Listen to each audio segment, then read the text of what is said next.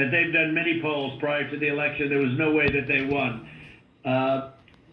Ballots were dropped in massive numbers, and we're trying to get to those numbers, and we will have them. They'll take a period of time, certified, but they're massive numbers, and far greater than the 11,779. The other thing, dead people. So dead people voted, and I think the number is in the close to 5,000 people.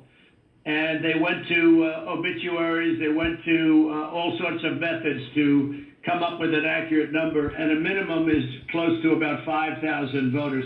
The bottom line is when you add it all up, and then you start adding, 300,000 fake ballots, then the other thing they said is in Fulton County and other areas, and this may or may not be true, this just came up this morning, that they are burning their ballots, that they are shredding ballots and removing equipment. They're changing the equipment on the Dominion machines, and then that's not legal. And they supposedly shredded, I think they said 3,000 pounds of ballots, and that just came to us as a report today. And it's a very sad situation. But Brad, if you took the minimum numbers were many times above the 11,779, and many of those numbers are certified, or they will be certified, but they are certified. Those are numbers that are there, that exist, and that beat the margin of loss.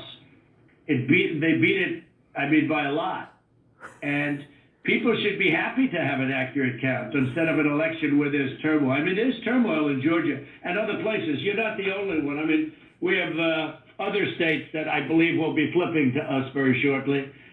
And but this is something that's as an example. I think in Detroit, and I think there's a good section of your state actually, which we're not sure, so we're not going to report it yet. But in Detroit, we had 139% of the people voted. That's not too good. In Pennsylvania, they had well over 200,000 more votes than they had people voting, and that doesn't play too well. And the legislature there which is Republican, is extremely activist and angry. But there were other things also that were almost as bad as that, but they had, as an example, in Michigan, a tremendous number of dead people that voted. I think, Mark, it was 18,000, some unbelievably high number, much higher than yours. You were in the 4,000 to 5,000 category, and that was checked out laboriously by going through the obituary columns in the newspapers.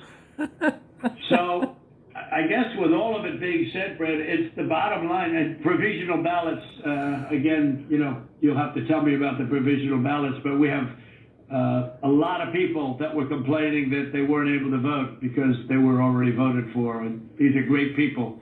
And, they were shell-shocked. I don't know if you call that provisional ballots. In some states, we had a lot